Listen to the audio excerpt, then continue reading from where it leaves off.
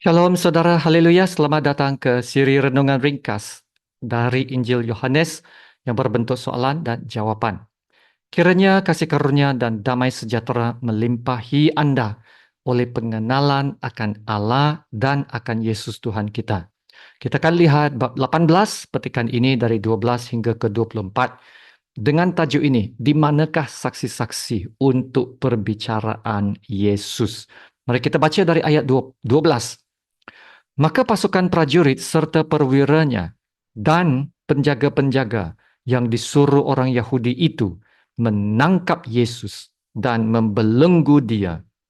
Lalu mereka membawanya mula-mula kepada Hanas, kerana Hanas adalah mertua Kayafas yang pada tahun itu menjadi imam besar. Dan Kayafaslah yang telah menasihatkan orang-orang Yahudi adalah lebih berguna jika satu orang mati untuk seluruh bangsa. Simon Petrus dan seorang murid lain mengikuti Yesus. Murid itu mengenal imam besar dan ia masuk bersama-sama dengan Yesus ke halaman istana imam besar. Tetapi Petrus tinggal di luar dekat pintu.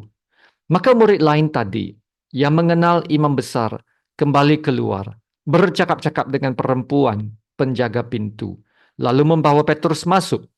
Maka kata hamba perempuan penjaga pintu kepada Petrus, "Bukankah engkau juga murid orang itu?" Jawab Petrus, "Bukan." Sementara itu, hamba-hamba dan penjaga-penjaga bait Allah telah memasang api arang sebab hawa dingin waktu itu. Dan mereka berdiri berdiam di situ. Juga Petrus berdiri berdiam bersama-sama dengan mereka. Maka mulailah imam besar menanyai Yesus tentang murid-muridnya dan tentang ajarannya. Jawab Yesus kepadanya, "Aku berbicara terus terang kepada dunia. Aku selalu mengajar di rumah-rumah ibadat dan di bait Allah, tempat semua orang Yahudi berkumpul. Aku tidak pernah berbicara sembunyi-sembunyi. Mengapakah engkau menanyai aku?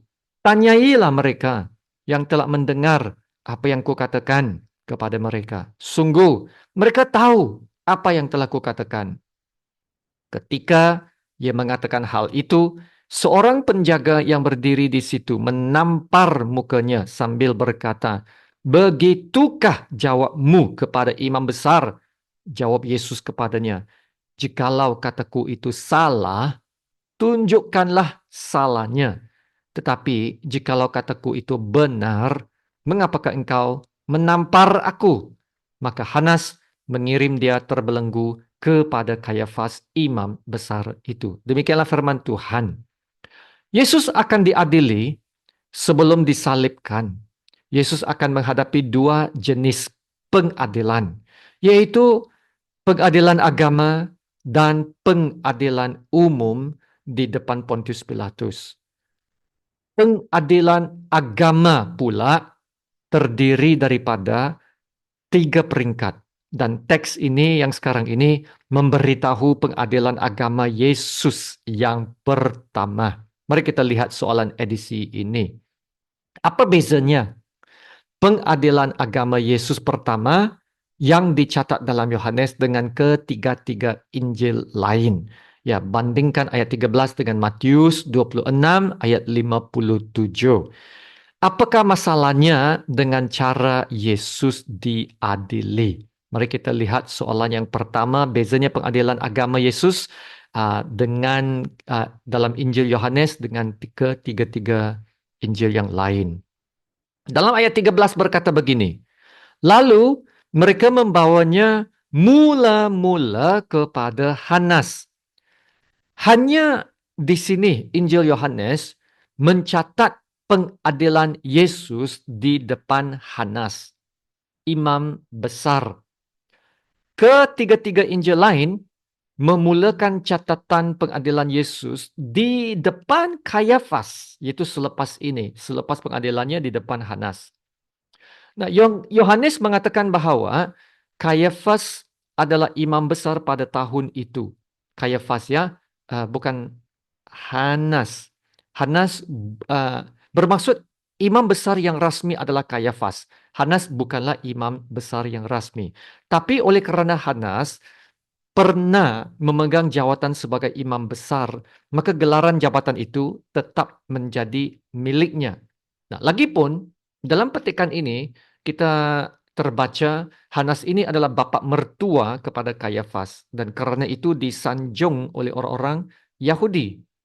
Yesus dihadapkan kepada Hanas dan ini juga menunjukkan Hanas adalah seorang yang masih berpengaruh kuat. Nah, ini jelas apabila Yesus tidak menjawab pertanyaan Hanas dan ditampar oleh seorang penjaga dan berkata, "Begitukah jawabmu kepada imam besar?" Oke, mari kita lihat soalan yang kedua. Apakah masalahnya dengan cara Yesus diadili? Hanas menyoal Yesus tentang pengajaran dan murid-muridnya dalam ayat 19 ini. Pelayanan Yesus telah menarik ramai pengikut dan kemasyhurannya semakin meningkat. Nah, ini merisaukan para orang agama dan kedudukan mereka. Nah, sebelum ini dalam bab 11 ya ayat 53, Mahkamah Agama telah bersepakat mahu menangkap dan membunuh Yesus. Mereka beranggap Yesus mahu memulakan suatu gerakan sebagai Mesias politik dan Yesus mereka menganggap telah mengumpulkan ramai pengikut untuk melaksanakan gerakan untuk menggulingkan kerajaan Rom. Sekiranya ini benar, sudah pastinya akan menimbulkan kemarahan Rom. Dan golongan orang beragama tidak mau itu terjadi kerana itu akan menggugat kedudukan dan kebebasan agama mereka. Maka Mahkamah Agama akan cuba sedaya upaya untuk menuduh Yesus bersalah. Yesus tidak menjawab Hanas. Yesus tidak memberitahu tentang murid-muridnya. Yesus melindungi murid-muridnya sampai akhir. Kalau mengikut pengadilan rasmi dan hukum Taurat, sesuatu pengadilan harus dihadiri beberapa saksi. Sekurang-kurangnya harus ada 2 saksi.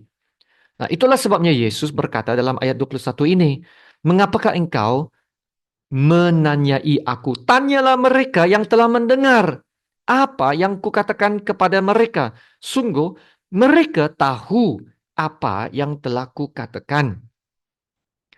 Kalau ikut standard pengadilan di mana-mana mahkamah, cara Yesus diadili adalah sangat tidak sah, not valid.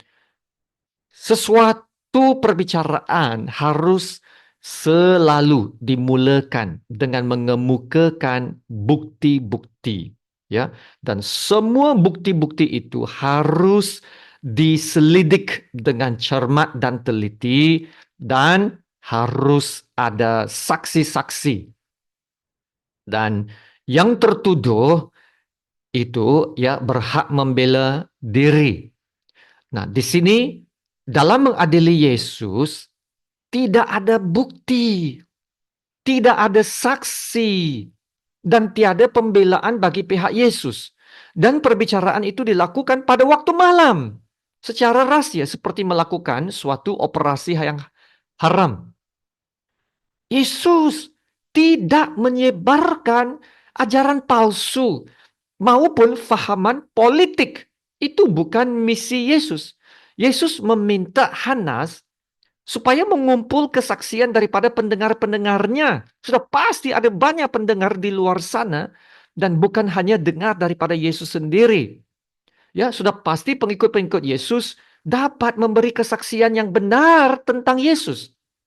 Masalahnya Hanas dan para imam agama sudah membuat keputusan ataupun membuat ketetapan untuk mendakwa Yesus. Mereka telah membuat keputusan bahawa Yesus harus dimatikan.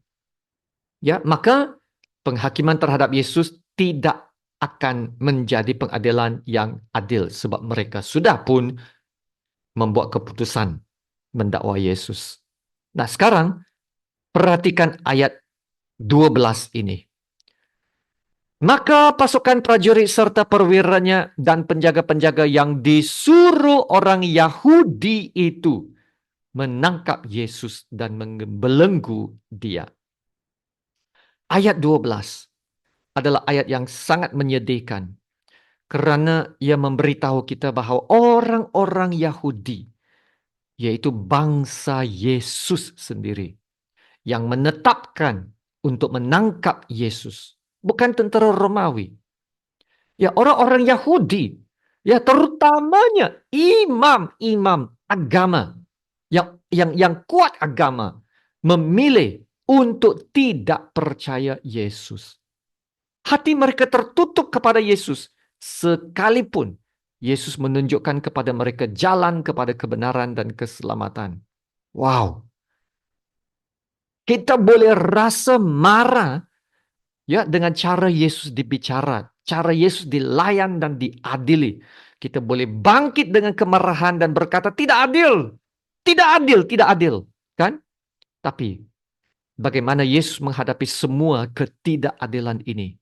Dalam 1 Petrus bab 2 ada mengatakan ini, 1 Petrus 2:22. Ia tidak berbuat dosa dan tidak ada dalam mulutnya. Dan tipu tidak ada dalam mulutnya. Ketika ia dicaci maki, ia tidak membalas dengan mencaci maki. Ketika ia menderita, ia tidak mengancam. Tetapi ia menyerahkannya kepada dia yang menghakimi dengan adil. Ya saudara, bagaimana Yesus menghadapi semua ketidakadilan ini? Yesus menghadapinya dengan tenang. Tidak melawan balik. Karena Yesus tahu, Yesus akan menghadapi semua ini untuk melaksanakan kehendak Allah Bapa menjadi korban bagi mereka. Yesus akan tetap mati untuk musuh-musuhnya. Saudara, soalan tajuk ini, di mana saksi-saksi Yesus? Ya, memang tiada saksi pun. Yesus akan menanggung semuanya. Yesus akan menyelamatkan manusia melalui kasih-Nya yang sanggup berkorban untuk kita dan bukan melalui paksaan atau kekerasan. Inilah kasih teragung dari Allah Bapa yang ingin tunjukkan supaya dapat menyelamatkan seluruh dunia yang berdosa. Kasih teragung yang telah terbukti. Manusia tidak perlu terus tinggal dalam dosa. Tidak perlu. Tidak perlu terus tinggal dalam ketidakpercayaan. Sekiranya manusia dapat bertobat dari ketidakpercayaan dan membuka hati, yaitu percaya dan menerima Yesus, manusia akan dapat diampunkan dan mereka dapat diselamatkan oleh kasih Allah dalam Yesus Kristus. Amin. Haleluya. Terima kasih Tuhan Yesus. Mari kita berdoa. Bapa kami yang di syurga, Bapa yang maha agung, yang layak disembah dan dipuji dan ditinggikan. Terima kasih Bapa untuk firman-Mu. Terima kasih untuk Tuhan Yesus yang telah menanggung segala-galanya bagi pihak kami. Yesus yang tidak berdosa, menanggung dosa. Yesus yang tidak bersalah, menanggung penghakiman dan hukuman bagi kesalahan kami. Inilah kasih Allah yang terbukti bagi menyelamatkan orang berdosa. Kiranya kasih Allah yang nyata ini, yang terbukti ini, akan dapat mengubah hati kami, melembutkan hati kami untuk datang kepada Tuhan Yesus. Anugerah kasih Allah yang lebih besar dari kesalahan kami. Anugerah kasih Allah yang lebih berkuasa dari dosa kami. Yang dapat memberikan pengampunan. Yang dapat memberikan keselamatan, harapan, dan hidup baru. Haleluya. Terima kasih Bapak. Kami telah selamat. Kami telah merdeka dari dosa dan belenggu dosa. Dan kami dapat hidup bersama-sama Tuhan Yesus.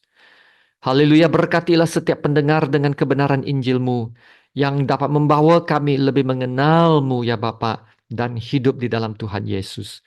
Haleluya, terima kasih Bapa. Dalam nama Tuhan Yesus yang termulia, kami berdoa dan ucap syukur. Amin. Sama-sama kita menerima berkat Tuhan. Tuhan memberkati engkau dan melindungi engkau.